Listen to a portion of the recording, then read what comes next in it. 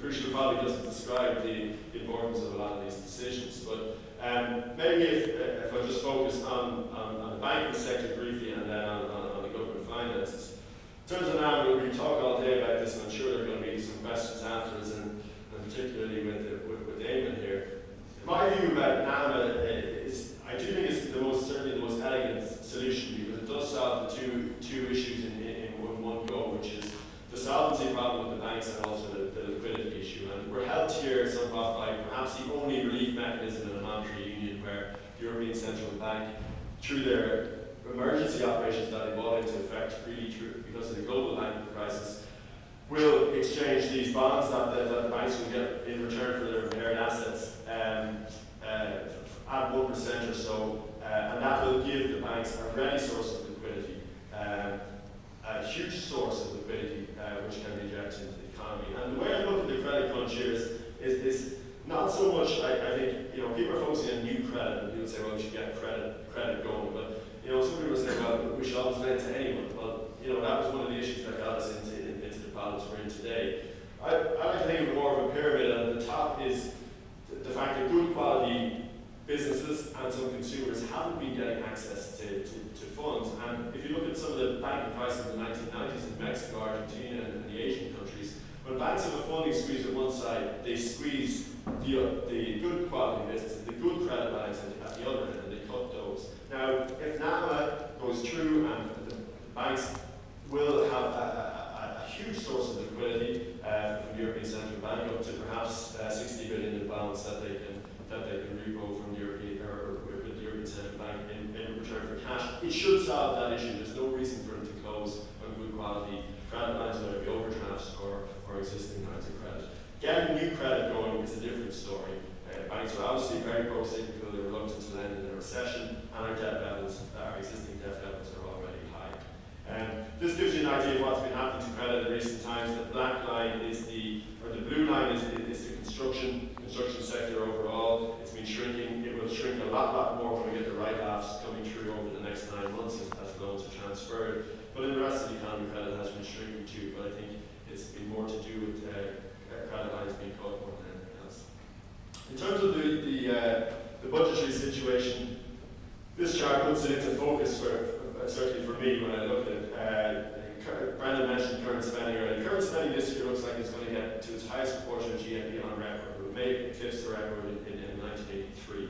And that's the light blue line there as a percentage of GNP versus the blank line, the tax revenue. The tax revenue is naturally depressed in a cyclical downturn, but we've already shifted the balance of tax revenue significantly away from transaction taxes and back to income with the adjustments made over the last 9 months. There is no doubt that current spending has yet to be properly tackled. And if you look at, say, leaving aside the recommendations in the McCarthy report, with a structural deficit of perhaps as much as 8% of GDP, if I were to give you some figures, say a 5% cut in public pay and a 5% cut in social welfare would get you the guts of 2 billion.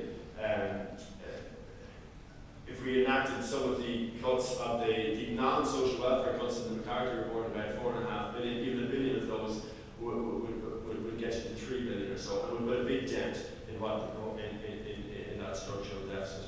The guts of 2 percentage points of GDP. Now, the government is only targeting 1.5 billion in current spending cuts, and my fear is, and particularly for the construction industry, that there will be further cuts in capital spending. There's already 750 million slated for this year.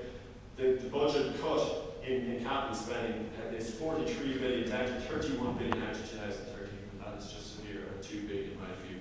And I just hope that they don't take the easy option again with the budgetary decisions.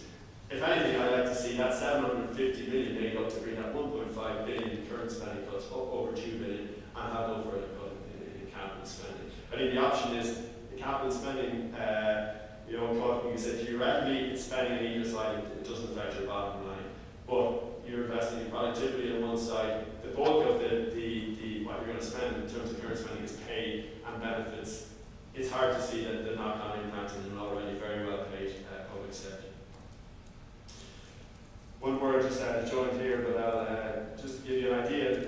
This comment is that, you know, I think we need to get back to where we were in the late 1990s, and clearly a lot of the excesses have been purged. You know, I say this to some people, and you know, we clients sometimes say, but if we stop the economy in 2001, we're in great shape because we were caught up with European income levels.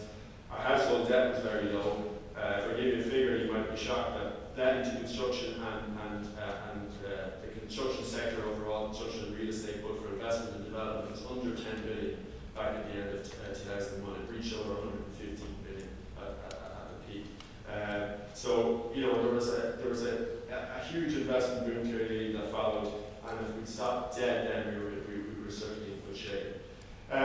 One of the potential drags over the next few years is household debt. And I think household debt levels could be sort of the fly in the ointment that could limit that spending growth in the years to come. One thing that we would certainly like to have, and I think it would help policymakers and politicians alike, is to have the split of debt across the economy.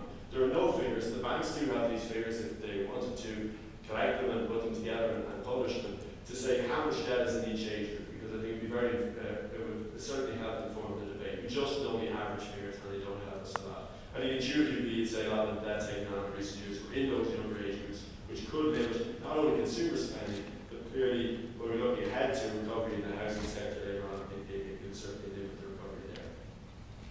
I'm not going to dwell too much on an issue that, you know, is close to many of your hearts here in terms of the construction sector and house prices and commercial property prices, which do also inform the now the debate. Just to say that, you know, people do throw out a lot of figures. I am a believer in, although it's maybe the best of a bad lot in the house price data that we have. It does, again, it's an average, it hides lots of different parts, moving parts across the different components of the housing market. I think when you look at housing, I think you need to look at, well, are we near the end of the cycle? And if I just give you one statistic from a paper done a number of years ago by the Federal Reserve that Alan Hearn, who's the Minister of Finance advisor at the moment, was involved in, assessing housing busts in the past associated with banking crises. It showed that house prices tended to bottom 8 quarters on average after the bottom of the economy. Now, if we're right, and we might be a little bit more optimistic than some, that the economy bottoms early next year, that would be in 2012.